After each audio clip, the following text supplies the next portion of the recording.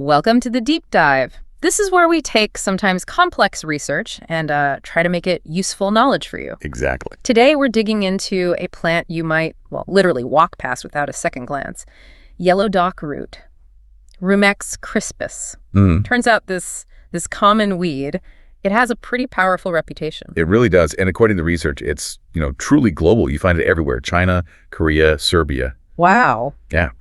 And there's this fun little detail from the sources. Apparently, people often dig up the root thinking it's like a potato. A potato. Or even high-quality turmeric, just because of that really strong yellow color it has. It's quite distinct. Okay, so a very interesting root then. Our mission today is to really get into the reported traditional uses, the benefits, but also, and this is key, the safety side. Absolutely crucial. And because we are talking health supplements, here's the really important bit, our disclaimer. All this information, it's purely for education. You absolutely must talk to a qualified healthcare professional before you change your diet or, start taking any herbal remedies. This isn't medical advice.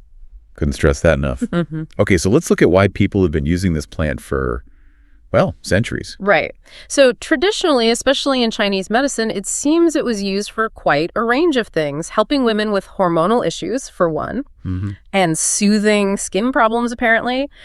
Ground up leaves were used as a balm, especially good for nettle stings, which is kind of neat. Yeah, that's a classic folk remedy pairing. And it's got this long history as a potent blood purifier. Right, that term blood purifier, it really points towards how the plant works, its mechanism.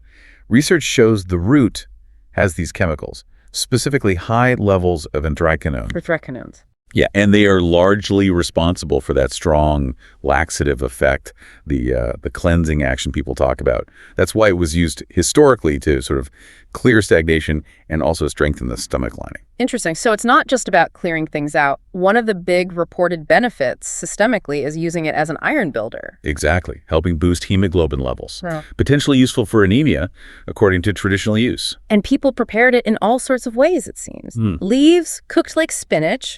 Edible when cooked. The root dried for tinctures or even boiled for things like a foot soak, sometimes with ginger and vinegar added in. Very versatile. So you've got this plant that's powerful, used in many ways a historical staple, but, and this is a big but. Here it comes. With botanicals this potent, there's always risk involved. And this is where you really need to pay attention. While a yellow dock might be safe if it's properly prepared and you're only using small amounts, like in food, taking it raw or uncooked. Yeah. That's possibly unsafe, seriously unsafe. It can lead to some nasty side effects, vomiting, heart problems, breathing issues, even potentially death. Whoa.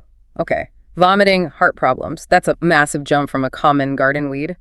So what are the absolute, non-negotiable precautions? Okay, first up, avoid it completely if you're pregnant or breastfeeding. Those laxative effects are just too strong. Right. Makes sense. Second, anyone with existing GI conditions, stomach issues, intestinal problems should steer clear. It can really irritate the lining. And you mentioned kidney issues earlier. Yes, extreme caution there. Yellow dock is very high in oxalates. Oxalates. Yeah, it's a chemical that can bind with calcium in your body and form sharp crystals. These can potentially damage the kidneys, so it's a major concern for anyone with a history of kidney stones. Got it. That's critical. And we also need to flag the drug interactions. You mentioned moderate interactions. Correct. This is where the plant's own chemistry bumps up against modern medicines. Yeah.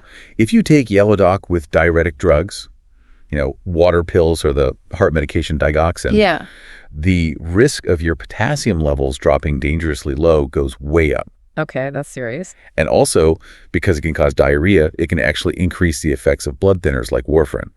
This significantly raises the risk of bleeding. Right. That makes sense. So summing this all up, what are we looking at? We have this plant valued across the globe, documented chemical actions, making it useful for, say, detox and iron building. But it absolutely demands respect. Proper preparation is non-negotiable, and there are serious warnings for people with certain health conditions or taking specific medications. Exactly. It really highlights that gap, doesn't it? Yeah. Between, how something was used traditionally and what we understand now about clinical safety. It does make you think, though, considering how powerful these chemicals are and its long history, what specific knowledge about preparing it safely, about the right dose, about maybe things that counteract side effects? What have we potentially lost or forgotten when we look at these common plants growing right under our noses? That's something to ponder.